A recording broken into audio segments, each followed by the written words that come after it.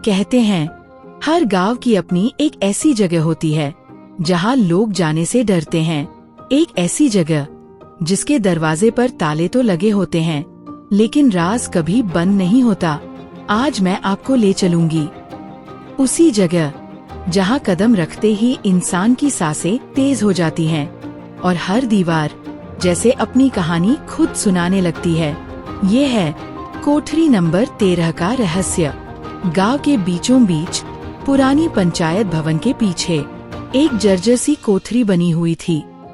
उस पर बड़ा सा ताला लटका था और दरवाजे पर मोटे मोटे अक्षरों में लिखा था, कोठरी नंबर 13 प्रवेश वर्जित। गांव वाले कहते थे कि जो भी इस कोठरी के अंदर गया वो जिंदा तो वापस आया, लेकिन कभी पहले जैसा नहीं रहा। एक दिन गांव का एक युवक अर्जुन, जो खुद को निडर मानता था, उसने ठान लिया, आज मैं इस कोठरी का सच जानकर रहूंगा। गांव के बुजुर्ग उसे रोकते रहे, लेकिन अर्जुन ने किसी की न सुनी। रात के 12 बजे वो हाथ में लालटेन लेकर कोठरी नंबर 13 के सामने पहुंच गया। जैसे ही दरवाजा खुला, सड़ी हुई बदबू की लहर बाहर आई। अंदर घुप अंधेरा था, लेकिन अर्जुन ने लालटेन उठाई और धीरे धीरे कदम अंदर रखे। दीवारों पर अजीब सी काली परछाइयां थी और हवा इतनी भारी कि सांस लेना मुश्किल हो रहा था। अचानक दीवार पर किसी ने खून से लिखा हुआ दिखा, यहाँ मत आना।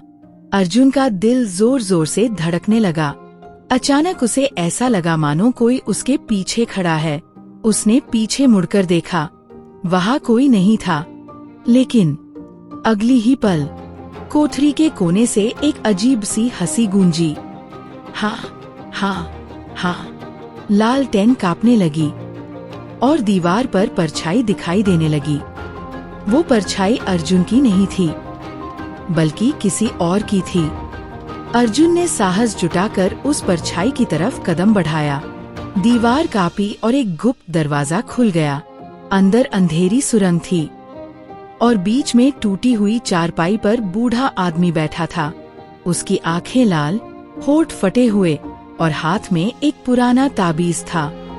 बूढ़ा आदमी धीमे स्वर में, ये कोठरी कोई साधारण जगह नहीं, ये उन आत्माओं का कैदखाना है जिन्हें उनके पापों की सजा मिली।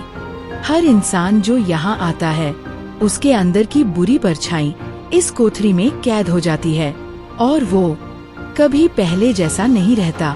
अर्जुन कांपते हुए बोला, तो तुम कौन हो? बूढ़े ने डरावनी हंसी हंसते हुए कहा, मैं भी कभी तुम्हारी तरह ही इस कोठरी का सच जानने आया था, लेकिन अब मैं इस कोठरी का रखवाला हूँ।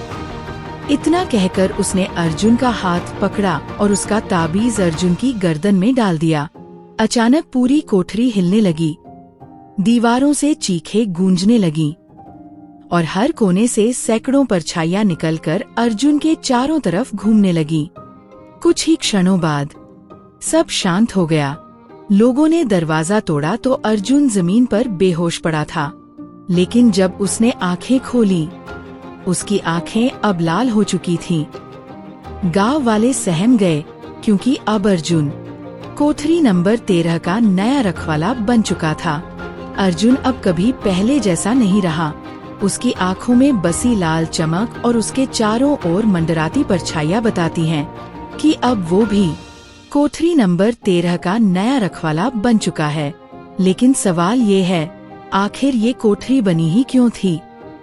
किसने डाली थी इसमें ये श्राप? और कितने और लोग इस कोठरी की रहस्यमयी दास्तान में समा चुके हैं?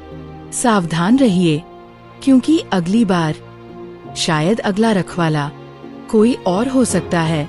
अगर आपको ये रहस्यमय कहानी पसंद आई हो तो भूल भुलैया कहानियाँ चैनल को सब्सक्राइब करें, घंटी जरूर दबाएं, ताकि अगली बार जब कोई नई दास्तान खुले तो सबसे पहले आपके कानों तक पहुँचे।